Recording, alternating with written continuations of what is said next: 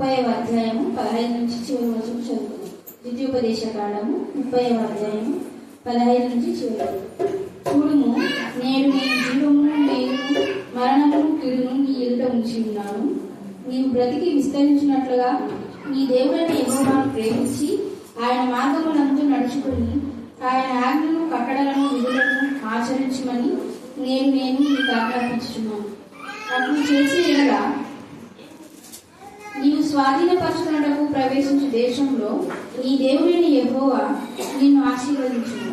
అయితే నీ హృదయం తిరిగిపోయి నీవు విననొల్లక ఈవబడిన వాడవై అన్య దేవతలకు నమస్కరించి పూజించినగా మీరు నిశ్చయముగా నశించిపోదురని స్వాధీనపరచుకున్నటకు యోర్దాను దాటపోవచ్చున్న దేశంలో మీరు అనేక దినములు ఉండరని నేను నీకు తెలియజెప్పుచున్నాను. నేను జీవమును మరణమును ఆశీర్వాదమును శాపమును నేను నీ ఎదుటను ఉంచి భూమి ఆకాశములను మీ మీద సాక్షులుగా పిలుచుచున్నాను. నీ పితరులైన అబ్రహాము, ఇస్సాకు, యాకోబులకు ఆయన ప్రమాణం చేసిన దేశంలో మీరు నివసించినట్లు యెహోవాయే నీ ప్రాణమునకు నీ దీర్ఘాయుష్కును మూలమై ఉన్నాడు. కాబట్టి నీవును నీ సంతానమును బ్రతుకుచు నీ ప్రాణములకు మూలమైన నీ దేవుడైన యెహోవాను ప్రేమించి ఆయన వాక్యమును విని ఆయనను హత్తుకున్నట్లు జీవమును కోరుకుని. నుంచి ఆలోచన చదువుకుందాం. ఆయన ఆశ్రయదుర్గముగా ఉన్నాడు, ఆయన కార్యము సంపూర్ణము. ఆయన చర్యలన్నీ న్యాయములు, ఆయన నిర్దోషి నమ్ముకునదైన దేవుడు. ఆయన నీతిపరుడు, యథార్థవంతుడు. వారు తమ్ము చెరుపుకొనిది ఆయన పుత్రులు కాదు, వారు కలంకులు. మూర్ఖత గల వక్రవంశము, బుద్ధి లేని అవివేక జనమా, ఇట్లు యెహోవాకు ప్రతీకారం చేయుదా. ఆయన నిన్ను సృష్టించిన తండ్రి కాడా, ఆయనే నిన్ను పుట్టించి స్థాపించను. దేవుని యొక్క పరిశుద్ధ వాక్యం మన హృదయంలో భద్రపరచుగాక. ఈ సన్నిధానము పర్వతమును తద్దరిల్లుగాక. ఈ శత్రువును నీ న్యాయమును తెలియజేయనట్టుకై అగ్ని చచ్చబెట్టుకుని కాల్చు తీరును గాను అగ్ని నీరును పొంద చేయుతుంది కానీ నీవు దిద్దు వచ్చను గాక.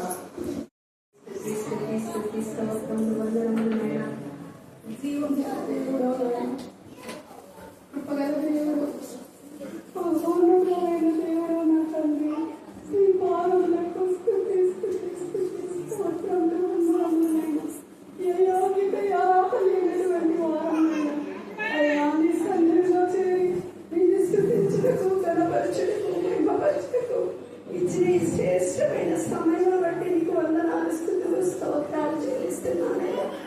జీవం గల దేవా, జీవాధిపతి, నీకు స్తోత్రం స్తోత్రం నాయనా.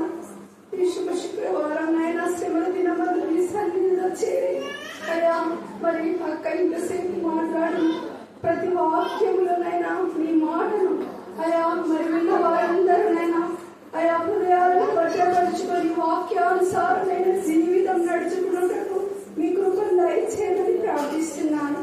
అయా మేము ఏ పాటి వారం బట్టి వారమై ఉన్నాము తండ్రి. అయా మాలో అవిధేయత ఉన్నాయి కదా, మా నుంచి తొలగించి నీకు విధేయతమైన బిడ్డలుగా జీవించడము మీ సహాయం దయచేయమని ప్రార్థిస్తున్నాను. జీవం గల దేవా, జీవాధిపతి, మీకు స్తుతి స్తుతి స్తుతి స్తుతి స్తుతి స్తోత్రములు, వందనములైనా. అవును ప్రభా, పర్వతములు తొలగిపోయిన వెంటనే కత్తరీలను నా కృప నిన్ను విడిచిపోదని సెలవిచ్చిన దేవుడో ప్రభా, నీ వాక్య వాగ్దానము బట్టి మేము అలా నీ సన్నిధిలో మొరపెట్టుచున్నాము నాయనా. అవునైనా మరి కన్నులెత్తి చూచడం కూడా మరి అయా సుంకరి ఎంతగానో ప్రార్థించిండగానైనా అయా మరి సుంకరిని మరి తండ్రి రొమ్ము కొట్టుకొని నీ సన్నిధిలో అయా ప్రార్థించినట్లు చూస్తున్నాం. అయా మరి ఆ ప్రార్థన మాలో ఉండాలి నాయన. నీ సన్నిధిలో ప్రభా, నీ సన్నిధిలో మేము మొరపెట్టే వారంగా అయా ప్రార్థించే వారంగా అయా ప్రతి విషయం నా నామం ఏదైనా ఇస్తానన్న దేవుడు కదనైనా అయా నీ నామంను బట్టి మేము స్తుతించి అడుగుచున్నామయ్యా. మరి ఇక్కడ కూడి వచ్చిన ప్రతి ఒక్క బిడ్డ యొక్క అయా వారి యొక్క పరిస్థితి ఏమై ఉన్నదో మనకు తెలియదునైనా. సమస్తము చూచుచున్న దేవుడు కదనైనా. ఎవరి పరిస్థితిని గమనించిన దేవుడు కదా ప్రభువా. వారి హృదయాలను నైనా మీరు చూచుచున్న దేవుడు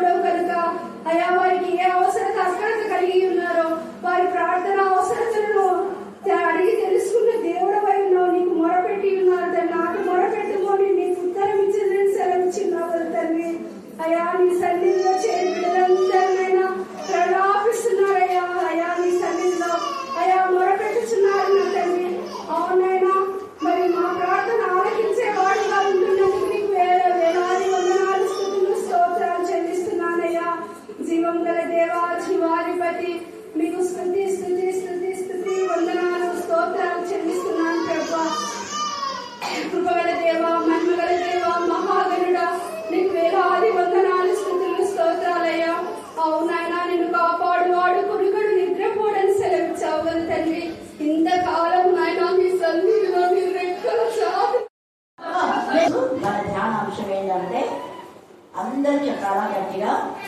జీవము, జీవము, మరణము, ఆశీర్వాదము, శాపము.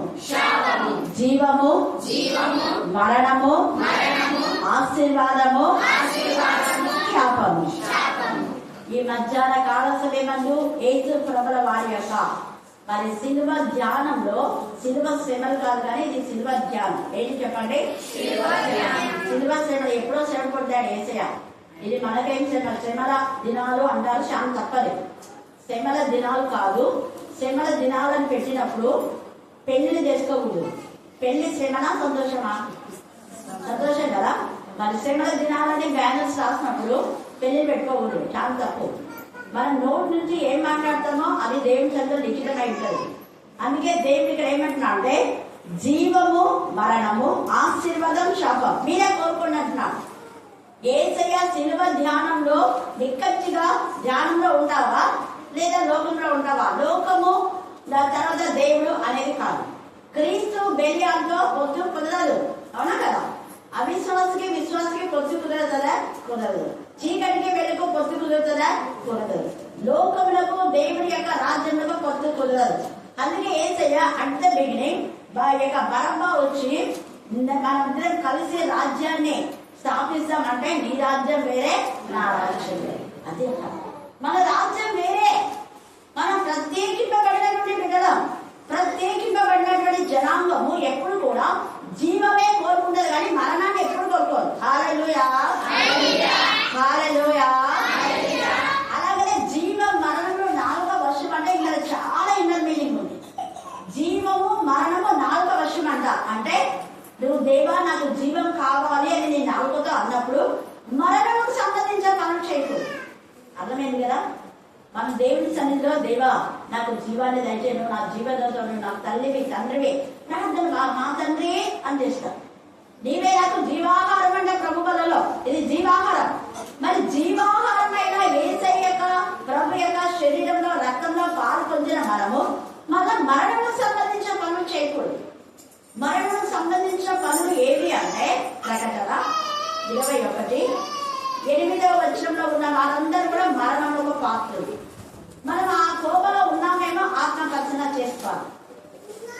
మరణంలో కోరుకునే వాళ్ళు వీళ్ళు, జీవంలో కోరుకునే వాళ్ళు వీళ్ళు కాదు. చదవండి.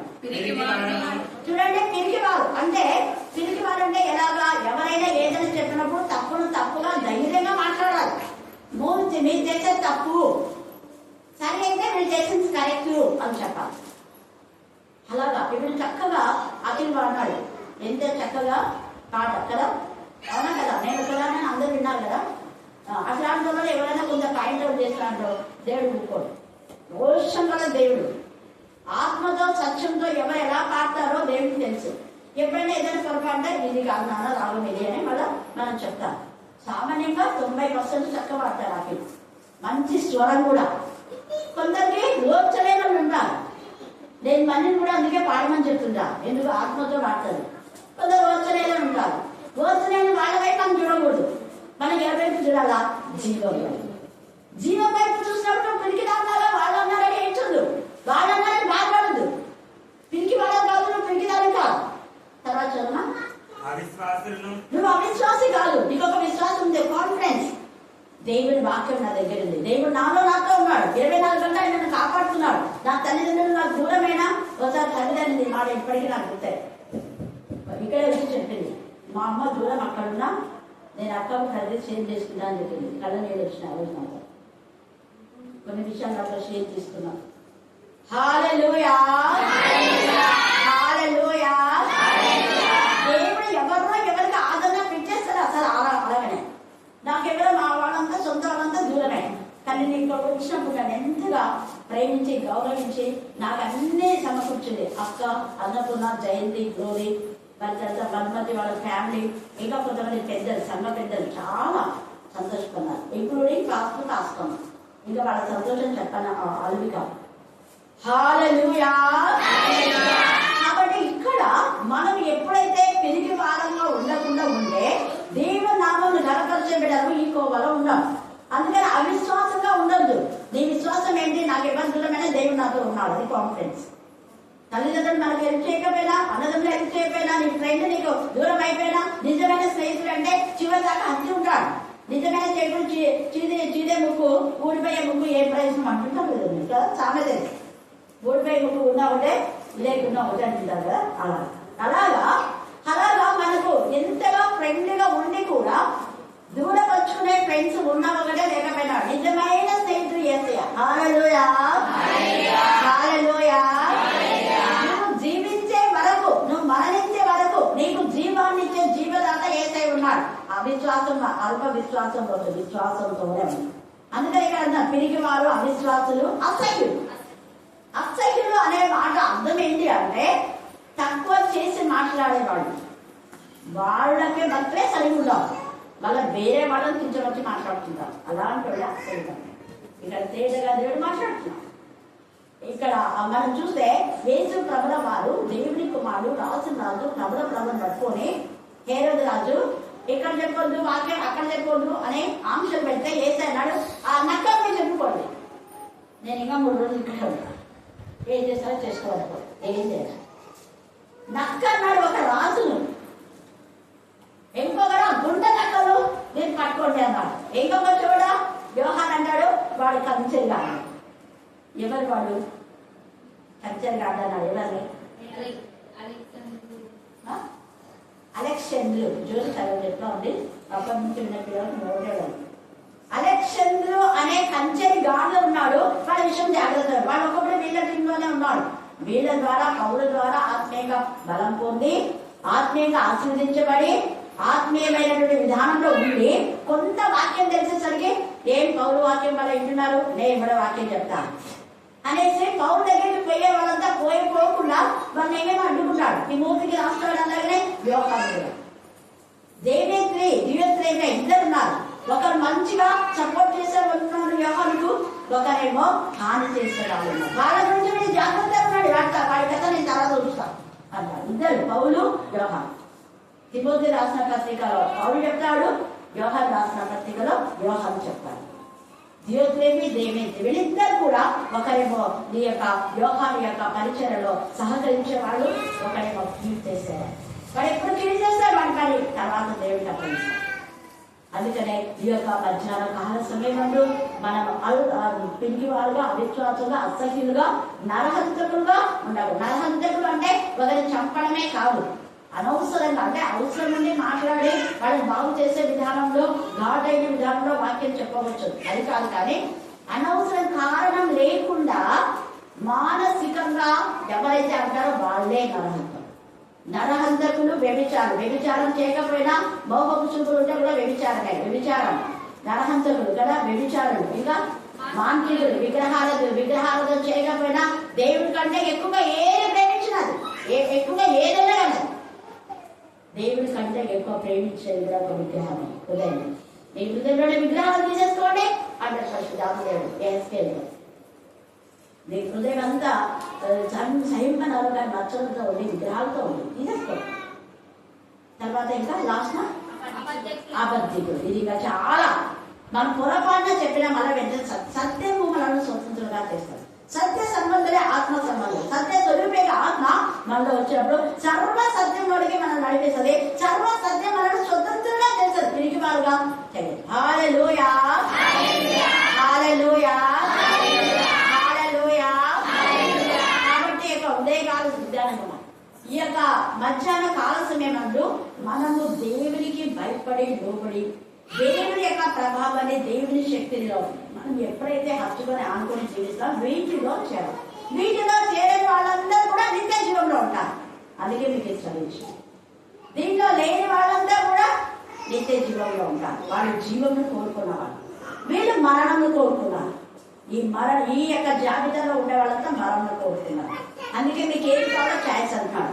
తర్వాత ఇక్కడ రెండోదిగా ఏం చెప్తున్నాడు, అక్కడ జీవము, మరణము. ఆ తర్వాత ఏమంటాడు, ఆశీర్వాదము, శాపము. ఎవరి ఎదుట? నీ ఎదుట అన్నాడు. ఒక్కొక్కరికి, నీ అంటే ఎవరికోవడానికి కొంచెం అందరూ ఒక్కొక్కరు ఎదురు పెట్టాడు. ఇప్పుడేమో జీవం, మరణం గురించి మనం చూసుకున్నాం. ఈ జాబితాలో ఎవరెవరు ఉన్నారో వాళ్ళంతా నీతిలో ఉండేవాళ్ళే, నీతి మత్తుని కలిగి క్రీస్తు రక్తంలో కడగబడి, కొనబడి, శుద్ధి చేయబడి, పరిశుద్ధులుగా చేయబడి, ప్రత్యేకింపబడి, ఏర్పరచబడి క్రీస్తు వంశావళిలో చేర్చుకున్నవాడు. వీళ్ళకు ఎప్పుడు మరణం అనేది ఉండదు. ఒకవేళ యాదృచ్ఛికమైన మరణం వచ్చింది, అది నిద్ర. మరణం కాదు, నిద్ర.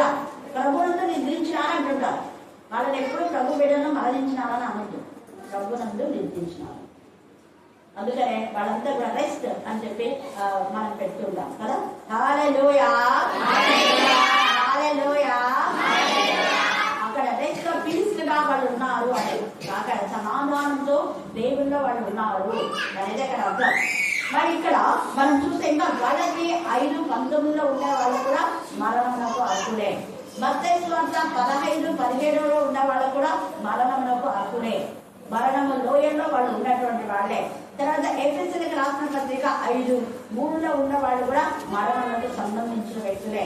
ఇంకా కొలస్సీలో ఇంకా కొన్ని చోట్ల ఉన్నాయి. మనకు సమయం లేదు కాబట్టి గుర్తు వెళ్ళడం. ఇదంతా కూడా ఈ క్యారెక్టర్ ఉన్న వాళ్ళంతా మరణంలోకి సంబంధించిన వాళ్ళు. అయితే ఈ యొక్క గలతీ 22లో ఉన్న వాళ్ళంతా జీవము కోరుకున్నారు. ఏమి కోరుకుంటున్నాం మనం జ్ఞాపకం చేసుకోవాలి. అలాగే ఎఫెసీ 5:1-2 ఉన్న వాళ్ళంతా కూడా జీవమును కోరుకున్నవాళ్ళు. అలాగే మత్తయి సువార్త 5వ అధ్యాయంలో ఉన్న ఆ యొక్క ధన్యతలు కలిగిన వాళ్ళంతా కూడా జీవమును కోరుకున్నటువంటి వాళ్ళు. అలాగే మనం చూస్తే ఈ యొక్క 1 కొరింథీ 13 విశ్వాసము, ప్రేమ, నిరీక్షణ, ఈ 3 నిలుస్తాయి, ఎప్పుడుంటాయి. ఈ 3 మనలో ఉన్న విశ్వాసం అనేది వాక్యమే, ప్రేమ అంటే వాక్యమే, నిరీక్షణ అంటే కూడా వాక్యమే. జీవం గల నిరీక్షణగా మనం ఎందుకు సాగాలి. అబ్రహాం నిరీక్షణతో ముందుకు వెళ్ళాడు. అబ్రహాం దేవుని నమ్మాడు, అదే ఆయనకి ఏర్పాటించబడింది నీతి మంత్రాల్లో కూడా నీతి మంత్రుల జాబితాలో ఉంటారు. నీతి మంత్రుల జాబితాలో మనం ఉన్నామంటే నిత్య జీవంలో పాలు పొందేవాళ్ళగా ఉంటాం. నీతి మంత్రుల జాబితాలో కాకుండా, జీవ గ్రంథంలో కాకుండా ఇంకొక గ్రంథం ఉంది. ఆ గ్రంథంలో ఉండే వాళ్ళంతా నశించేవాళ్ళు, నాశనంలోకి వెళ్ళేవాళ్ళు. వాళ్ళ దారి సంకుచితము అని మనం లేఖన భాగంలో చూస్తాం. కాబట్టి ఈ సమయంలో తండ్రి అయిన దేవుడు ఎంతగా నన్ను ఆశీర్వదించి నిన్ను నిజంగా ఆశీర్వాదం పెడుతున్నాడు, శాపం పెడుతున్నాడు. నువ్వే కొనుక్కో. అంతేగాని ఎవరో ఏదో చేస్తారు. ఈరోజు మన ధ్యానాంశం అదే కదా, జీవము మరణం. అందరూ ఎప్పుడు జీవము మళ్ళీ ఏంటి, ఆశీర్వాదము ఏదో మనమే చూసుకోవాలి. మనమే ఆత్మకల్చన చేసుకోవాలి. తర్వాత శాపాన్ని గురించి మనం చూస్తే నీకే తెలుసు, చాలాసార్లు చెప్తున్నా. ఎక్కడుంది ఆశీర్వాదం, శాపం? కంటెంట్ చేయాలి. కంటెంట్ చేస్తే మీకు అప్పుడు ప్రతిరోజు కంటెంట్ చేయాలి. అప్పుడు వెంటనే ప్రభా ఇది నేను ఆశీర్వాదం కదా, ఇది శాపం వద్దు ప్రభా అని మీరే అనుకుంటారు. ఇక్కడ 28వ అధ్యాయము 1-14 దాకా మీరు ఉంటే మీరు జీవంలో ఉంటారు, మీరు ఆశీర్వాదంలో ఉంటారు. జీవంలో ఉండే వాళ్ళందరికీ ఆశీర్వాదమే. అది ఎలాంటి ఆశీర్వాదం అంటే ఆత్మ సంబంధమైన ప్రతి ఆశీర్వాదం దేవుడు ఇస్తారు. 1 కొరింథీ 12లో ఉన్నటువంటి ఆత్మ వరాలతో నింపుతారు. ప్రవచన వరం ప్రభావితమైంది. ప్రవచన వరం అంటే కళ్ళబలి కథలు సోది చెప్పడం కాదు. ఇర్మియా ప్రవచించాడు, అది జరిగింది. మనం ఇర్మియా గురించి ధ్యానం చేస్తుంటాం కదా ప్రతి బుధవారం బైబిల్ స్టడీలో. ఇదిగో ఈ దేశానికి ఇలా వస్తుంది, మీరు దేవుడికి లోపడండి అంటే లోపడా అనుకని వచ్చింది కీడు. తాను చెప్పులని చేసిన కీడు చేయక మానుకోరా చేశాడు. కానీ అదే నిజమే పట్టణస్థులకు తాను చెప్పుకున్నదే అది చేస్తానని చెప్పినటువంటి కీడు చేయక మానేను. ఎందుకంటే వాళ్ళు జీవం కోరుకున్నారు, మరణం కోరుకోరు. వీళ్ళు చెప్పినా కూడా అందరికి ఎంతో మంది అరణ్యంలో రాలిపోయినారు. కానీ అవిధేయత, హెబ్రీయులకు రాసిన పత్రిక 3వ అధ్యాయం అంతా వాళ్ళ అవిధేయతను బట్టి వాళ్ళు ఆ యొక్క దేవుడు చెప్పినటువంటి వాగ్దత్త దేశంలో ఏం కాదా ప్రవేశించలేకపోయారు. వాళ్ళ విధేయత గల వాళ్ళు, విశ్వసించిన వాళ్ళు, నమ్మిక ఇచ్చిన వాళ్ళు, ఆ యొక్క మనకు దేవుడు ఏదైతే వాగ్దానం ఇచ్చాడో వాగ్దానం స్వతంత్రించుకోవడానికి మనము ఈ యొక్క మరి ద్వితీయోపదేశ కాండం 1-14 దాకా నేర్చుకోవాలి. అక్కడ నేను తలగా ఉంచుతాడు కానీ తోడగా ఉంటాడు. నువ్వు అప్పు ఇస్తావు. ఇంకా తర్వాత నీ గర్భఫలం అంట 11వ వచనం చూడండి. మరియు యెహోవా నీకు ఇచ్చేదని నీ పితరులతో ప్రమాణం చేసిన దేశంలో యెహోవా నీ గర్భఫల విషయంలోను, నీ పశు విషయంలోను, నీ నేలపడ్డ విషయంలో నీకు సమృద్ధిగా మేలుగా చేయను. రాజుగా వాళ్ళ ఆవులు ఇయ్యనప్పుడు పశువుల కోసం ప్రార్థన చేయమని వాక్యం కదా చేసిన వాళ్ళ పశువులు బాగా వాళ్ళ ఆవు ఎంత ఇదిగా పాలిస్తుంది అని ఈరోజు వద్దంటే కూడా చెప్తున్నా, వద్దమ్మా మీరు చాలా కష్టపడుతున్నారు అంటే కూడా వెళ్ళేదాన్ని. డాక్టర్కి తీసుకొచ్చింది, కాలు బాగా తీసుకుంటే 4 రోజులు పంపారు. చూడండి ఇక్కడ ప్రశ్న, ఇది వాగ్దానం, ఇది వాగ్దానం. గర్భఫలం కూడా దేవుడు ఇస్తారు తనకి. ఒకవేళ నీకు గర్భఫలం లేదు దేవాన్ని చింతించొద్దు. దేవుడు ఆత్మ సంబంధమైన పిల్లలు ఇచ్చినాడు. అది ఇంకా ఈ గర్భఫలం కంటే శ్రేష్టమైనది. అందరి గొడ్డాల పిల్లలు కలందాల జైగితను వాక్యం ఉంది 54 ఉందా ఉంది కదా. సంసారి పిల్లల కంటే నీ పిల్లలు అధికమవుతారు. పిల్లలు దేవుని ఎందుకు బాధ పెడతారే తల్లి, నువ్వు రోధిస్తున్నావు. 100 మంది పిల్లలు దేవుడిని ఇస్తాను. నువ్వు ఆత్మీయంగా ఆసక్తి కలిగి కావాలా, నువ్వు లెక్కించలేవు. ఆకాశ నక్షత్రం కంటే ఎక్కువ మంది దేవుడు ఇస్తాను నీకు ఆత్మ సంబంధం పిల్లలు. వాళ్ళు 2 పిల్లలకే సరిగ్గా చూసుకోలేరు. పిల్లలు అన్నారు. 2 పిల్లలకి రక్షణ మార్గం చేయలేక తన సతమవుతుందా. కానీ నీకైతే నిజంగా ఆత్మల భారం కలిగితే, ఈ జీవాన్ని కోరుకున్న వాళ్ళకి, ఈ ఆశీర్వాదంలో ఉన్న వాళ్ళకి ఆత్మ సంబంధమైన పిల్లలు కొన్ని వేల మంది, వేలు పక్క పెడితే లక్షల మంది. నేను అడిగాను దేవుడు, ప్రభు నాకు 10 లక్షల మంది కావాలంటే ఓకే అన్నారు. హల్లెలూయా హల్లెలూయా. ఒకప్పుడు ఇక్కడికి వచ్చినప్పుడు ఏం అడిగినారు ప్రభా, అన్యులుగా ఉండేవాళ్ళు ఒక్కరైనా మాత్రం చాలు ప్రభా అన్నారు. ఒక్కరిపై ఎంతమంది అన్యులు దేవుడు, వాళ్ళు ఒక మారడం కాదు ప్రభా, వాళ్ళు బ్యాప్టిజం తీసుకోవాలి, కంప్లీట్ గా నీ బిడ్డలుగా మార్చబడాలి అన్నా. అలాగే నేను చెప్పకూడదు బ్యాప్టిజం తీసుకోవాలి, వాళ్ళే చెప్పాలి. అలాగనే వచ్చాను. తర్వాత వాళ్ళ సర్టిఫికేట్ కూడా క్రిస్టియన్ అని పెట్టుకోవాలి. ఎవరు వాళ్ళ ఫ్యామిలీ అంతా, మనమరాలు కూడా 2 మనవలు, ఇంకొక బిడ్డ కూడా క్రిస్టియన్. హల్లెలూయా. ఆ క్రీస్తు అనే నామం ఒక్కటిగా వాళ్ళేగా ఎక్కించుకున్నారు కదా. నేను దక్షిణ వచ్చినా వాళ్ళేగా, వాళ్ళకే దేవుడు జ్ఞానం ఇస్తాను. నేను వాళ్ళకి ఏం చెప్పలే, జస్ట్ ప్రభుని గురించి తెలియజేసిన, కానీ వాళ్ళే ప్రభుని వచ్చేసారు. కాబట్టి ఈ యొక్క సమయంలో అడుగు, దేవుని అన్ని అడిగిన వాటికంటే ఉంచిన వాటికంటే ఎక్కువనే ఇస్తారా. ఏ పిల్లలందరూ యెహోవా చేత ఉపదేశం పొందేవాళ్ళ చేస్తారు. నిన్ననే మనం చూసుకున్నాం. అందరు ఇక్కడ తీర్చుగా ఈ మాట మాడు, నీ పిండి బిస్కెట్ దొరికిన దేవుడు దీవిస్తాడు. తర్వాత నీ శత్రువుల ఎదుట నీకు బలమైన కోటగా ఉంటాడు. 6వ వచనం చదవండి, 28 చూడండి. లోపలికి వచ్చినప్పుడు దీవింపబడదు, వెలుపలికి వెళ్ళినప్పుడు దీవింపబడదు. నీ మీద పడు నీ శత్రువులను యెహోవా నీ ఎదుట హతమగునట్లు చేయను. ఇది నా జీవితం నెరవేర్చిన. హల్లెలూయా హల్లెలూయా. వాళ్ళ గురించి నాకు తెలియదు, నాకు తెలియకపోయినా వేరే వాళ్ళు వచ్చి నాకు చెప్తారు, అక్క ఫలాని వాళ్ళు మరణించాలని తెలుసా అంటున్నారు. అంటే దేవుడు నాకు ముందే చెప్పాడు, నేను వినబడేలా చేస్తాను. నీ శత్రువులు అలాగా అవుతారు అని దేవుడు ముందే నాకు చెప్పాడు. కాబట్టి అది నెరవేర్స్తాను. నీ శత్రువులైనా అంతే, నాకు విరోధంగా చిన్నప్పుడు వచ్చినప్పుడు. హల్లెలూయా హల్లెలూయా. వాళ్ళు అలా కావాలని మనం కోరుకోని అవసరం లేదు, దేవుడే చేస్తాడు. ఎందుకంటే అబ్రహాం ఉంది కదా, నిన్ను ఎవరిని ఆశీర్వదిస్తే వాళ్ళని నేను ఆశీర్వదిస్తా, నిన్ను ఎవరు శపిస్తే వాళ్ళని ఎవరు శపిస్తాడా దేవుడే. శాపమైన ఆశీర్వాదమైన మనదేమి కాదు, దేవుడి నుంచి. దావీదును ఎవరు శపించాలా, కానీ దావీదు పుట్టిన కుమారుడు చచ్చిపోయాడా లేదా? శాపమైనా కదా వచ్చిందా శాపం? ఎందుకు? దేవుడు జీవముని కోరుకోవాలా, దేవునికి విరోధమైన పని చేశాడు, దేవుడు దోచుకోవాలి. తన దూతలైనా దేవ సేవకులైనా దేవునికి విరోధంగా చేస్తే, వాక్యానుసారంగా లేకపోతే దేవుడు క్షమించరాని పాపం. శామ్యూయేలు అన్ని తెలిసి కూడా తన పిల్లలను సరైన విధానంలో పెంచలేదు. అందుకని శామ్యూయేలు యొక్క పిల్లలు మళ్ళా యాజకులుగా ఉండడానికి వీళ్ళు న్యాయాధిపతులుగా చేయాలి. శామ్యూయేలు న్యాయాధిపతిగా ఉన్నాడు, కానీ వాళ్ళ కొడుకులు న్యాయాధిపతులు, రాజులు కొడుకున్నారు. అదే సౌలు. హల్లెలూయా హల్లెలూయా. కాబట్టి ఈ సమయం అంతా మన జ్ఞాపకం చేస్తారు. 5వ వచనం, నీ గంపయు పిండి తీసుకుని తొట్టియు దీవించబడతారు. అది కొంచెం చేసినా బహుగా ఆశ్రయించబడతారు. ఇంకా ఇంకా ఇంకా మిగులుతారు. ఇంకా ఇదంతా ఇవన్నీ ఎందుకు జరుగుతాయంటే శ్రద్ధగా దేవుడి వాక్యం నీకు శ్రద్ధ ఉండాలా, ఊరికే ఏదో అది ఇదని పోవడం కాదు. అందుకని ఇక్కడ అంటాడు చూడండి, యెహోవా మాట శ్రద్ధగా విని నేను నీకు ఆజ్ఞాపించుచున్న ఆయన ఆజ్ఞలన్నింటినీ అనుసరించి నడిచిన ఎడల నీ దేవుడైన యెహోవా భూమి మీద సమస్త జనుల కంటే నిన్ను హెచ్చించును. నీ దేవుడైన యెహోవా మాట వినిన ఎడల ఈ దీవెనలన్నీ నీకు వస్తాయి. ఇంకెంత బాగుందో మీరు చదువుకోండి. భూఫలం కూడా దేవుడు దీవిస్తారు. నీ భూమి సరిగా ఫలించలేదంటే నువ్వు దేవునికి ఆశీర్వాదకరంగా లేవేమో. ఒకసారి ఆత్మ పరిశీలన చేసుకో. అందుకే ఇక్కడ చక్కగా అంటున్నాడు కదా, జీవము మేలు. 15వ వచనంలో చూడము, నేను జీవమును మేలును మరణమును కీడును నేర్చున్నాను. నీవు బ్రతికి విస్తరించినట్లు. నీవు విస్తరించాలనే దేవుడి ఉద్దేశం. అయితే వాక్యములు శ్రద్ధగా వినాలి. అందుకే అంటున్నాడు, నువ్వు బ్రతికి నువ్వు విస్తరించినట్లు నీ దేవుడైన యెహోవాను ప్రేమించి, అంటే వాక్యమును ప్రేమించాలి.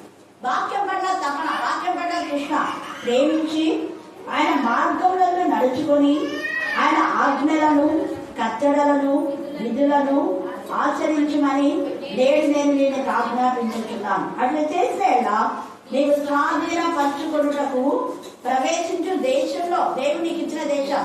నీ అర్థమామ ఊళ్ళో నువ్వు వచ్చావు కదా, అక్కడ నీ తల్లిగారు ఇచ్చిపెట్టి అర్థమామ ఊళ్ళో ఉన్నావు కదా, ఆ దేశం. ఇంకా ఏదైనా ఎక్కడుంటే అక్కడ నీ దేవుడైన యెహోవా నిన్ను ఆశీర్వదించను. అయితే దగ్గర అక్కడ అయితే నీ హృదయం తిరిగిపోయి నీవు విననలక ఏర్పబడిన వాడవై అన్ని దేవతలంటే దేవతల విగ్రహములను పూజించకపోయినా దేవుని కంటే ఎక్కువగా ఉద్యోగమును, చదువును, ఆస్తుని, అంతస్తు, పిల్లలను, భర్తను దేని ప్రేమించాలి విగ్రహాలు గుర్తుపెడతాం. అందుకే ఇక్కడ అంటాడు, అన్ని దేవతలకు నమస్కరించి పూజించిన మీరు నిశ్చయంగా నశించు. ఇక్కడ దేవుడే చెప్తున్నాడు. ఎవరైనా ఎప్పుడు ఎక్కడ నశించమని లేదు, మీరు నిజంగా నశించిపోతారన్నాడు. కారణం నాశనం చేయడానికి నాశనం పుత్రుని నేను పుట్టించాను. ఆ నాశన పుత్రుడితో మీరు కలిసినారు. ఇక్కడ నాశన పుత్రుల ద్వారా వచ్చేవన్నీ కూడా 15 నుంచి చివరి దాకా ఉన్నాయి. అవన్నీ శాపాలు. అపవాదిని శపించాడు. శాపంలో అర్హులైన వాళ్ళంతా సర్ప సంతతి. దేవుడి పిల్లలు కాదు.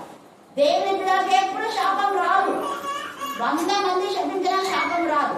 హల్లెలూయా, హల్లెలూయా. కారణం శాపం అనేది దేవుడి నుంచే వస్తుంది. దేవుడే శపిస్తాడు. ఏలీ కుమారులను ఎవరు అక్కడ అంటాడు, అన్న దేవా నువ్వే వాళ్ళని చంపాలంటే నేను ప్రార్థన చేస్తే వాళ్ళు బతుకుతారా? బతకాలి కదా. 2:25 మీకు ఎన్నిసార్లు చదివించినా కదా. దేవుడు చంపేశాడు. నువ్వే చంపాలనుకున్నావు. ప్రవచనం అది. ఆత్మలో ప్రవచన రూపకంగా అన్న మాట్లాడుతుంది. కానీ దేవుడే వాళ్ళకు ఉగ్రత ఆశ్రమైపోతుంది. కారణం వాళ్లకు దేవుని పట్ల శ్రద్ధ లేదు. దేవుని యొక్క మరి కాలంలో పడ్డ అశ్రద్ధ, నిర్లక్ష్య స్వభావం, గర్వం, అహంకారం. మేమే కదా యాజకుల పిల్లల. ఇంకా ఈ యొక్క సంఘంలో ఈ మందిరంలో అంతా మాదే పెడతారా, మేమే తెలియచేయాలి అనుకోవడం చాలా తప్పు. అందుకనే వాళ్ళు అలా చేశారు.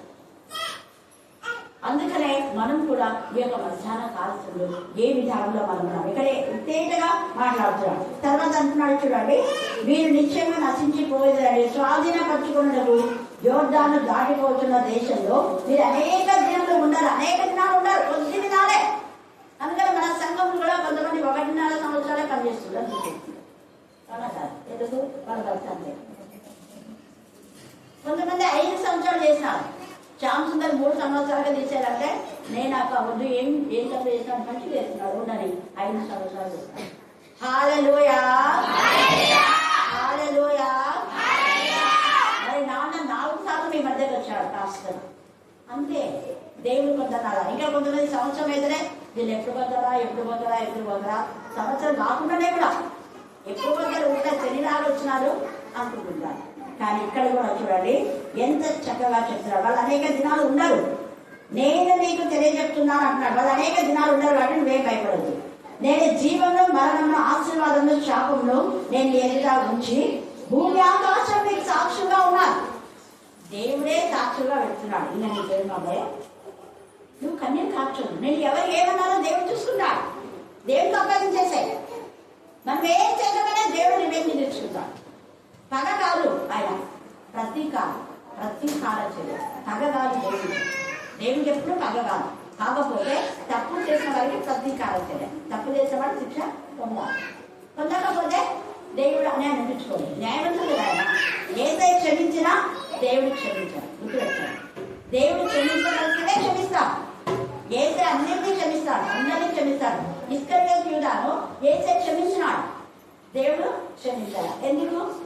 న్యాయ విరోధమైన పని చేస్తున్నాడు. వ్యతిరేకమైన పని చేస్తాడు, దేవునికి విరోధమైన పాపం చేశాడు. అందుకనే అది దేవుని యొక్క వాక్కుకు విరోధంగా చేస్తే దేవుడు శిక్షకు వాళ్ళను మరి అప్పగించేస్తారు. అందుకే అంటాడు కదా, ప్రభు బలలో కూడా మీరు వివేచించి తినండి, మీరు అవివేకంగా తింటే మీరు ఏమి అవుతారు, శిక్షకు గురవుతారు. అక్కడ కిందనే రాశారు, మీరు ఎందుకు రోగులు, ఎందుకు బలహీనులు, ఎందుకు శిక్షించబడుతున్నారంటే మీరు సరైన విధంగా ప్రభు బలలో పార్టిసిపేట్ చేయడం లేదు. ప్రభు బలలో పాల్గొనే ప్రతి ఒక్కరు ప్రభుని ప్రకటించాలి. మరి ప్రకటించాలంటే మన సంఘంలో అందరినీ సాధిస్తున్నారా ఇవ్వడం దేవుడు ఎక్కడ ఉంటాడు. మనం సంఘంలో ప్రకటించాలి, ఇంకా ప్రకటించాలి, దీనిలో ప్రకటించాలి. ప్రభు మరణం మనం ప్రచురం చేయకపోతే మనం దోషులమే అవుతాం, నిర్దోషులం కాదు.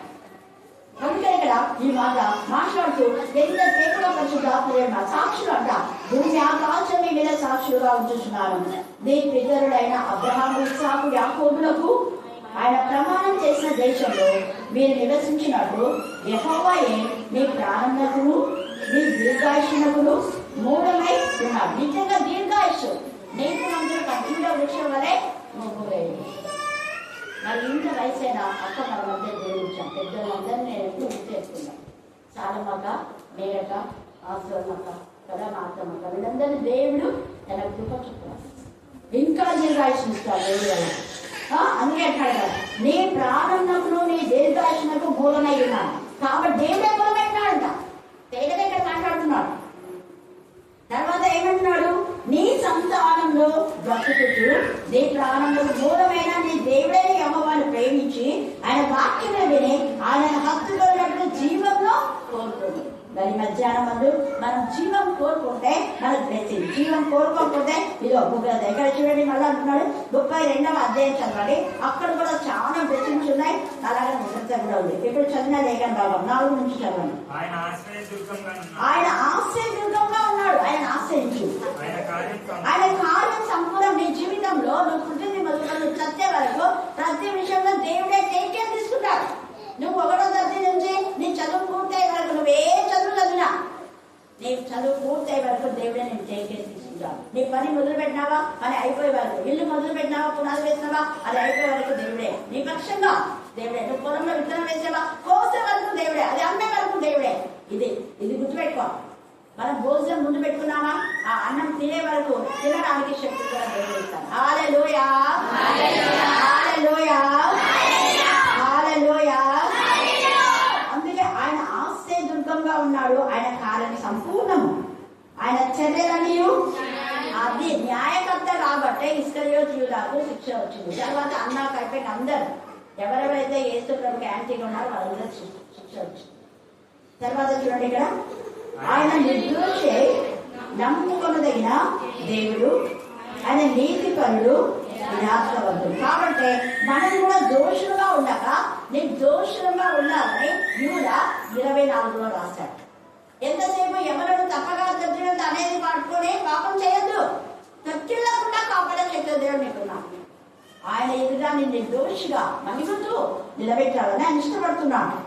అందుకే ఆయన నమ్ముకోదగిన సహాయుడు, ఆయన నీతిపరుడు. కాబట్టి యేసయ్యను పంపిస్తే యేసయ్య నీతిని మనకు ఆపాదింప చేశాడు. నీతిపరుడు, యథార్థవంతుడు. మనం కూడా యథార్థంగా ఉండాలని ఇష్టపడతాం. యథార్థవంతుల పిల్లలకు ఎంత ఆశీర్వాదము. కీర్తన 112లో ఉంది, మీరు చదువుతారు. వారి యొక్క గదులు రమ్యమైన వాటితో నింపబడతాయి, వారి వంశం ఆశీర్వదించబడతారు. యథార్థవంతుల వంశం వారు దీవింపబడతారు. వారి దుర్వార్తకు జడియడు, తేలికగా ఉంది అక్కడ. తర్వాత వారు తమ్ముడు చెరుపుకునేది ఎవరు అంటే దేవునికి విరోధి. దేవునికి విరోధి తమ్ముడు తామే పాపం చేసుకున్నాం. ఎవరు పాపం చేయాలి? వాళ్ళ నీచమైన క్రియలు వాళ్ళని పాడు చేశాయి. అందుకే ఇక్కడ ఉన్నది, వారు తమ్ము చెరుపుకునేది ఆయన పుత్రులు కాదు, వారు కళంకులు అంటే సర్ప సంతలు. దేవుని పిల్లలు కాదు. దేవుని పిల్లలు అయిన వాళ్ళు దేవుని ఆశ్రయిస్తారు. దేవుని పిల్లలు అయిన వాళ్ళ కార్యం దేవుడు సఫలం చేస్తాడు. దేవుడి పిల్లలైన వాళ్ళకు దేవుడు న్యాయం చేకూరుస్తాడు. దేవుడి పిల్లలైన వాళ్ళని నిర్దోషులుగా నిలబెడతాడు. దేవుడి పిల్లలైన వాళ్ళు నీతిమంతులుగా చేస్తాడు. దేవుడి పిల్లలైన యథార్థవంతులుగా చేస్తాడు. ఈ పోగలో లేకపోయిన వాళ్ళు అది కలంకులు, వాళ్ళ పుత్రుడు కాదు, వాళ్ళ కలంకులు, వాళ్ళ దుర్భిక్షుడు, మూర్ఖత గల ఒక్క వంశం. క్రీస్తు వంశాలలో లేని వాళ్ళు ఒక్క వంశం. ఇది అండర్లైన్ చేసుకోండి. ఒకరోజు నేను చెప్పాను, ఇది కొన్ని సంవత్సరాల క్రితం చాలా మంది షాక్ అయిపోయినా. వక్ర వంశం, నిజంగా వక్ర వంశం కూడా ఉందా అని. ఈ వక్ర వంశంలో చాలా మంది వస్తారు. ఇంకొక రోజు మనం ధ్యానం చేస్తున్నాం. చూడండి, మూర్ఖత గల వక్ర వంశం, బుద్ధి లేని అవివేక జనమా, ఇటు యెహోవాకు ప్రతీకారం చేయురా. ఆయన నిన్ను సృష్టించిన తండ్రి కాదా? ఆయన నిన్ను పుట్టించి స్థాపించను. పూర్వ దినంలో జ్ఞాపకం చేసుకో. అదే నేను పూర్వ దినం ఎప్పుడు జ్ఞాపకం చేసేది ఇదికే. మనలో బాధ. పూర్వంలో ఎలా ఉన్నారు, సంఘం ఎలా ఉన్నది, అక్క కూడా ఏంటి చెప్పింది. ఒకప్పుడు ఇది వేలు వేయబడిన అంటే ఎంత మాట్లాడవాడు, ఎంత బాధనవాడు. ముందే జరిగింది చెప్తే ఏంటి చెప్తున్నాడు. పూర్వ దినములు జ్ఞాపకం చేసుకో. తర్వాత ఏమన్నాడు, తరముల సంవత్సరాలు తలంచుకును. తర్వాత నీ తండ్రిని అడుగు, అతను నీకు చెప్తాడు. నీ పెద్దను అడుగు, వాణితో చెప్పులు చెప్పారు. మన మూసిపెట్టుకుంటారు. వద్దు, అన్ని చెప్పాలి. ఒకప్పుడు ఎలా ఉన్నారు, అప్పుడున్న పెద్దలు ఎంత వృద్ధులైనా కూడా తలకు తాగు ఉంటుంది కదా, అది తీసి కింద వేసుకొని మోకాళ్ళ మీదకే ప్రాణం చేసుకునే వాళ్ళు. అక్కడ నుంచి వెళ్ళేటప్పుడు మళ్ళీ వచ్చేటప్పుడు మేము అక్కడనే మాకు ఇల్లు కాబట్టి నేను చూస్తా అంటే. తర్వాత వేకు జమున మేము తొందరగా లేకపోతే చెరుకుల బండి, దోసకాయలు అన్నీ పెట్టింటారనుకో, తడక ఉంటుంది. తడక కింద కొన్నాను కదా, కట్ చేసి కింద నుంచి ఇలా చూసేస్తున్నాను. పొద్దున్న వేస్తే మాకు చెరుకుల దోసకాయ.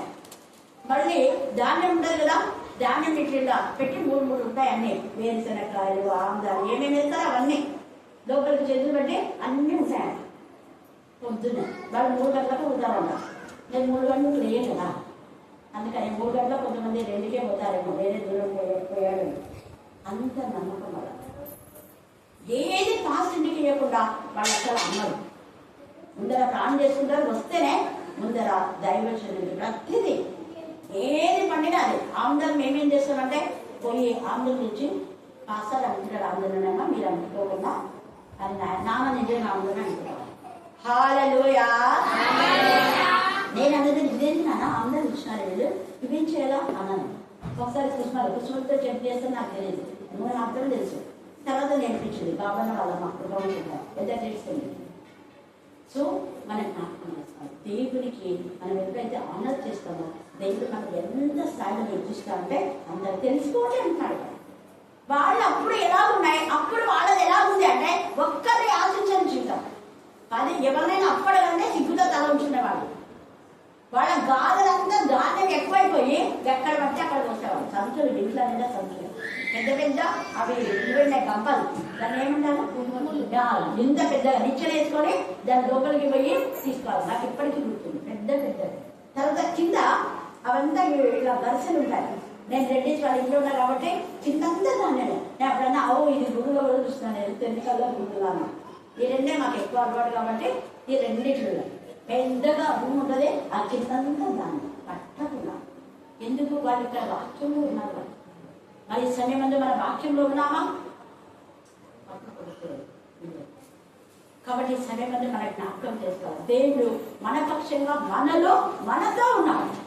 మనకేమి కొరత ఉండదు. ఈ యొక్క సమయమందు ఇంతగా మనల్ని ఆశ్రయించే దేవుడు.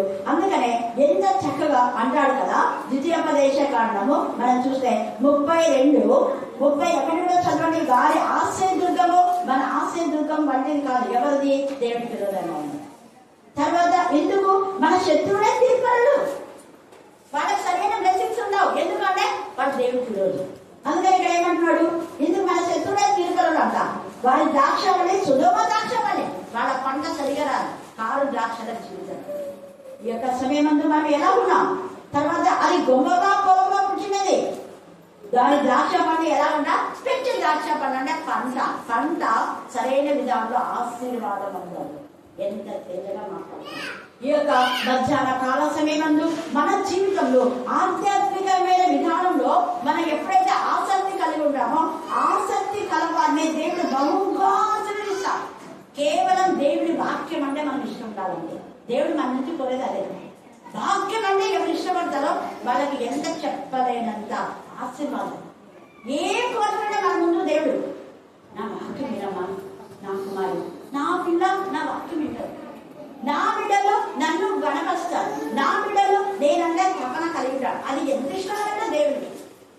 దేవుడి యొక్క మార్గంలో మనం ఉన్నామంటే చెప్పనలవికంత దేవుడు మనకి ఇస్తాడు. కాబట్టి ఈ యొక్క మధ్యాహ్న కాల సమయంలో ఇంతగా మన ఆశ్రయించే దేవుడు మనకు ఉన్నారా, మనం ఎంతగా ఆయన స్తుతించాలి. కొంచెం ముందుకు జరగండి అందరూ.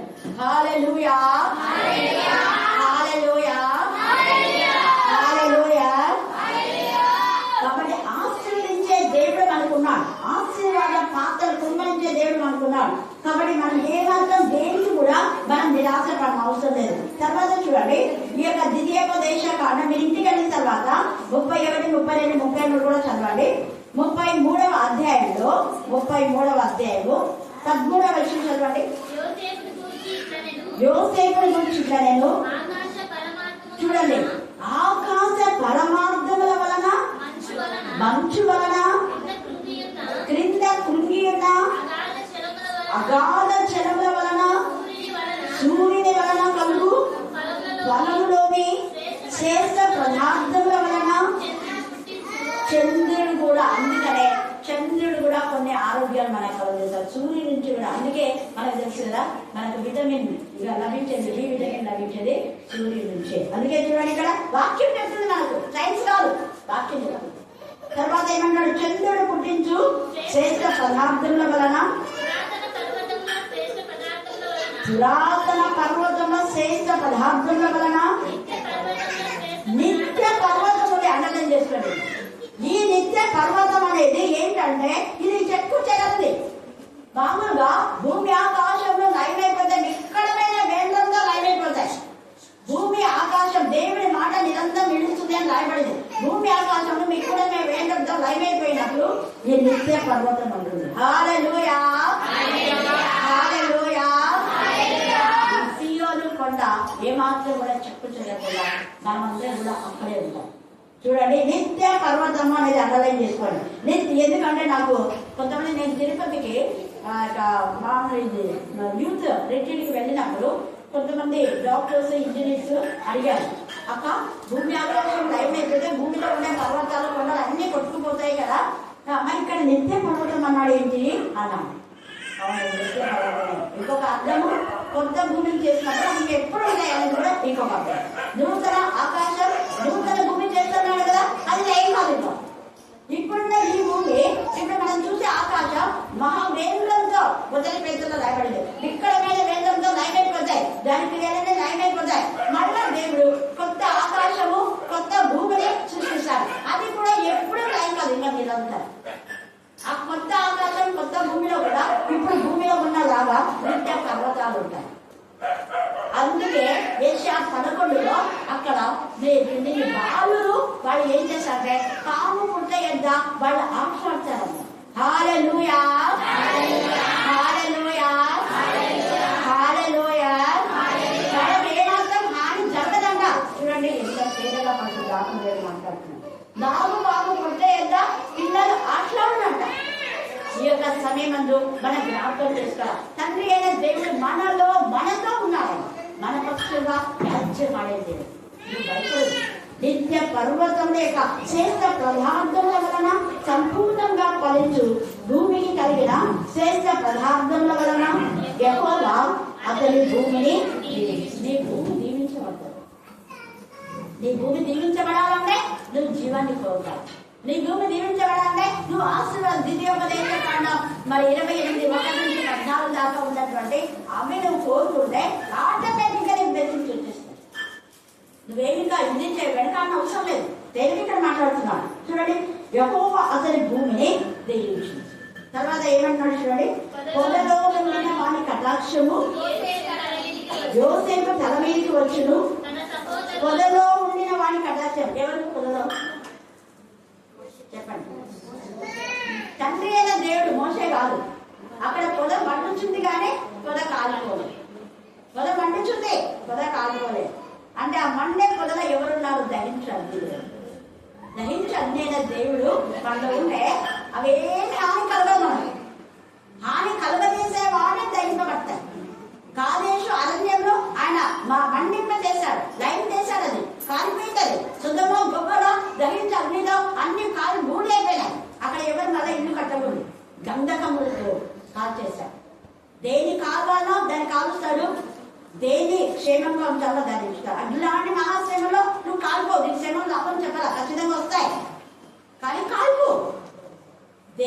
యొక్క శ్రమల ద్వారా నేను షేర్ చేస్తాను. యోగు శ్రమల ద్వారా రెండంతల ఆశీర్వాదం. నీకు శ్రమ వస్తుందా, వెంటనే గుర్తు చేసుకో, నీకు రెండంతల ఆశీర్వాదం. హల్లెలూయా, హల్లెలూయా. నువ్వు కన్నీరు కాస్తున్నావా, నీ కన్నీటికి ఆనంద బాష్పాలుగా దేవుడు చేస్తాడు. నువ్వు దిక్కుస్తున్నావా, నీ దుఃఖానికి నాట్యం ఆడేదానిగా చేస్తాడు. నువ్వు బూడిదలాగా నా బ్రతుకు అయిపోయింది అనుకుంటున్నావా, బూడిదన్నా దేవుడు నీకు ఇస్తాడు. ఎంత బ్లెస్సింగ్. అయితే మనం ఆశీర్వాదంలో ఉండాలి. దేవుడి యొక్క ఆశీర్వాద పాత్రను మనం మరి పూడ్చుకునే వారంగా ఉండాలి. అందుకే అతని వృషభునకు మొదట పుట్టిన దానికి ఘనత కలదు. అంటే ఈ సమయంలో ప్రతి ప్రథమమైన దాన్ని దేవునికి సమర్పించాలి.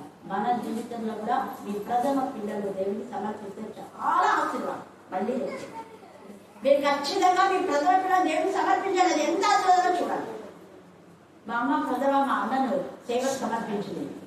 అమ్మ నాన్న ఇద్దరు. కానీ అన్నకి ఇష్టం లేదు. అన్నకి ఇష్టం లేదు. ఎంత చెప్పినా తిరుగుతున్నాడు. అన్న పాస్టర్ తెలుసుకోమని ఒప్పుకున్నాడు. బిఎస్సీ బీడీ చేసినాడు, మళ్ళీ ఎంఏ డబల్హెచ్ చేసినాడు, ఎంఏ చేసినాడు, డబల్హెచ్ చేసినాడు, అన్నీ చేస్తాడు. కానీ ఎంతగా ఉద్యోగం కోసం ట్రై చేస్తున్నాడు అన్న. అంటే ఒక చోట ఆల్రెడీ మిషనరీ దాంట్లో చేసినాడు గవర్నమెంట్గా. బట్ వదిలేమకు దాన్ని నర్సు కాబట్టి తనకు బాగలేని పరిస్థితిలో మరి ఇక్కడికే కర్నూలుకే రావాలని కర్నూలులో ఎంత చేసిన ప్రయత్నాలన్నీ ఫెయిల్ అయినాయి. తర్వాత మనల్ని ఎవరైనా పోయాం. అది అప్పుడు అర్థమైపోయింది అన్నది. చాలా ఎన్ని వచ్చినాయో శోధనలు అన్నకు అన్ని వచ్చినాయి. ఆ శోధన రావడానికి అప్పుడు అన్న అర్థం చేస్తున్నాడు. ఒక అమ్మ నన్ను సేవకు సమర్పించింది, నేను సేవ. అప్పుడు మొదటి పాస్టర్ రూబేనన్న, సెకండ్ పాస్టర్ పెద్దన్న, పెద్దోడు సెకండ్ పాస్టర్. చూడండి, సీనియర్ పాస్టర్.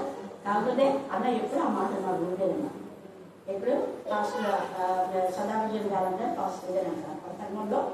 కాకపోతే కొంతమంది అలా పిలుస్తున్నారు. కాబట్టి సరైన జ్ఞాపకం చేసుకోవాలి. నీ జ్యేష్ఠులు ఖచ్చితంగా నా దేవుడికి సమర్పించాలి. సమర్పిస్తే ఎంత ఆశీర్వాదం చెప్పాలి. ఒకవేళ వాళ్ళు సమర్పించకపోయినా వాళ్ళు దేవుడి సేవకు సమర్పించుకోలే అనుకో మాటలు ఏదో ఒక విధానం తీసుకొస్తాం పేరు. నేను ఉదాహరణ చెప్పాలంటే చాలా ఉంది. కర్ణాటక కూడా అట్లే చేయాలనుకుంటాను. కానీ లాస్ట్కు దేవుని మీద ఆధారపడినాడు. ఇప్పుడు జడ్జి కూడా సేవ చేస్తూ నేను సేవ అదే అంటున్నాడు. సేవకు సమర్పించుకోవాలంటే సలమాన్ని కూడా సేవకు సమర్పించుకుంటే చేయొచ్చు అక్కడ. కానీ దేవుని పరిచయ చేయాలి. ఉంటే మినిస్ట్రీగా పోవచ్చు, ఎలాగైనా చేయవచ్చు. కాబట్టి మీ పిల్లలు ఒక్కనైనా సేవకు సమర్పించలేదు. నిజమైన సమర్పణ దేవుడి లేఖ బాగా దీవించి ఆశీర్వదించుగాక. ఆమె ఆమె ఆమె. చాలా సంతోషం. మమ్మల్ని విడుదల మనుష రక్షణ మాత్రమే కాదు కానీ దేవుని నోటి వచ్చి ప్రతి మాత్రంలో జీవించాలని మీ నోటి వాక్కు ద్వారా మాకు జీవితం తెచ్చుకునేలా కోరుతాం. మమ్మల్ని ముట్టుబడి తన కనుగొని ముట్టుబడిగా చేసి మీ పరిశుద్ధాత్మ పరిధి దాచుకునేలా కోరుతాం. మాకు విరోధంగా నింపబడిన యాజ భక్తులు కూడా దాన్ని నశింపజేసేలా కోరుతాం. మమ్మల్ని దోషాలు పొందే ప్రతి వారికి నేను స్థాపన చేయడానికి మీ శక్తిని మీ సహాయం మీ కాపుగా నడుపుదల ఇస్తున్నా కోరుతాం. దేవ మమ్మల్ని చూసి వాళ్ళు వాడు క్రీస్తు చూడటానికి మీకు సహాయం దయచేయాలి. దేవ మీ వాక్యంలో మమ్మల్ని నింపడి, మీ శక్తిలో మమ్మల్ని నింపడి, మీ ప్రభావంతో మమ్మల్ని నింపండి. దేవ అన్ని చెడు నా తండ్రి దేవ మమ్మల్ని చూసి మీ యొక్క ప్రభావంలో మీ శక్తిని మీ నామం తెలుసుకొని వారు నా ప్రభా నీ సన్నిధికి రావడానికి మీకు సహాయం దయచేయాలి. దేవాలయ నడిపిస్తున్నారు. అందుకు వందలు తెలుసుకోవచ్చా నీ వాక్యంలోని ప్రభావం, నీ వాక్యంలోని శక్తి, నీ వాక్యం యొక్క మేలులు వారు తెలుసుకుని నా ప్రభా అన్ని చెడు ప్రభావం లాగా నడిపిస్తుందేవా. మీకే స్తోత్రం, మీకే స్తోత్రం, మీకే స్తోత్రం, మీకే స్తోత్రం, మీకే స్తోత్రం. సహోదరు మీరు అద్భుత రీతిగా మీరు స్వస్థపరిచారు. మీరు స్థుతిస్తున్నా. గోపిని అందరి దేవా మీరు బాగు చేశారందుకు నేను స్థుతిస్తున్నా. విడిపోవలసిన ఆ కుటుంబాన్ని మీరు కట్టిన దేవా మీకే స్తోత్రం, మీకే స్తోత్రం, మీకే స్తోత్రం. సహోదరు లక్ష్మి వ్యాపారంలో తోడుగా ఉన్నదేవా స్తోత్రం. మరి యొక్క లక్ష్మి నా ప్రభావం లక్ష్మి మీరు కనికరించి ఆమె ఇద్దరి అతని కుమార్తెకు కుమారుడికి అందరినీ దేవా డాక్టర్ మీరు తయారు చేసిన దేవా మీకే స్తోత్రం, మీకే స్తోత్రం, మీకే స్తోత్రం, మీకే స్తోత్రం. మరి ఆత్మ నా ప్రభావ అనేక ఆత్మలను పట్టు జారుగా కాబట్టి ఆత్మల భారం కలిగి ఆత్మలు వెతికే దేవ కుమారుడు అసలు ఆత్మల భారం కలిగి ఆత్మలు వెతకడానికి కూడా పరీక్ష దేవా మీకే స్తోత్రం, మీకే స్తోత్రం, మీకే స్తోత్రం, మీకే స్తోత్రం. అలాగే నా ప్రభావ ఇక్కడ చిన్న పిల్లలు కూడా వాక్య భాగంలో ఏదైతే వారు నేర్చుకున్నారో ఆ వాక్యం నా ప్రభావ వారి జీవితంలో ఫలించాలన్నా మీ కృపా సహాయం రాక పెద్ద వారికి సపోర్ట్ గా ఉండడానికి మీ కృపా సహాయం దేవ. ఈ వీధిలో వాళ్ళ వాక్యం చెప్తూ తిరగలేసా దేవ. వీధిలోనే దుష్టశక్తి వేసిన లైవ్ పోయింది కాక దాని కుటుంబంలో దుష్టశక్తి వేసిన లైవ్ అవుతాగా ప్రభా చూస్తా దేవ. నీ వాక్యం శక్తివంతమైంది. నీ వాక్యం భూమి కట్టాక బయటపడే ప్రభా నీ వాక్యం బయట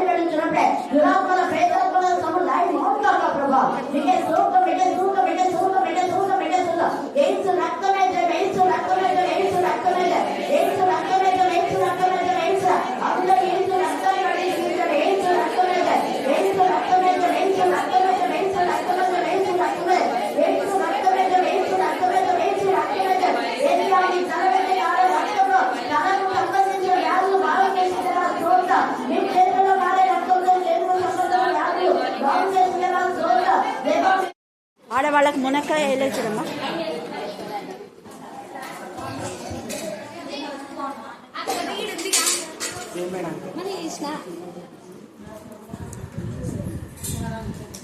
మునక్కాయ వేసినారా? ముందు మునక్కాయతో తినండి, తర్వాత వంకాయ తినండి.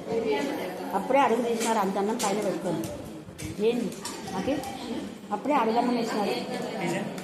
పైన అన్నం ఉంది కదా, ఎందుకు అప్పుడే అడుగు వేసినారు? అట్లా చెయ్యొద్దు, కాదనొద్దు. ఇప్పుడు అడుగు పడిందంటే అన్నం అయిపోయిందేమో అనుకుంటారు. అట్లా తీయొద్దు ఎప్పుడే కానీ. అడుగు కింద పెట్టు, పైకి ఎవరో తీసినారు.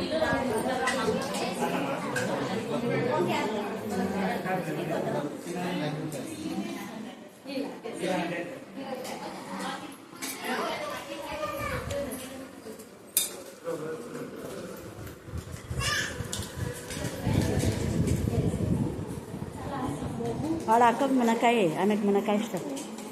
వేసినారా? ఇంకా అన్నం కావాలన్నా ఇప్పించుకో. నువ్వేం తినలేదు, సరిగా తినలేదు. ఆడ తినింది అసలు తినలే. ఈ బ్యాగ్ ఆడకి వచ్చింది త్వరగా తినేసి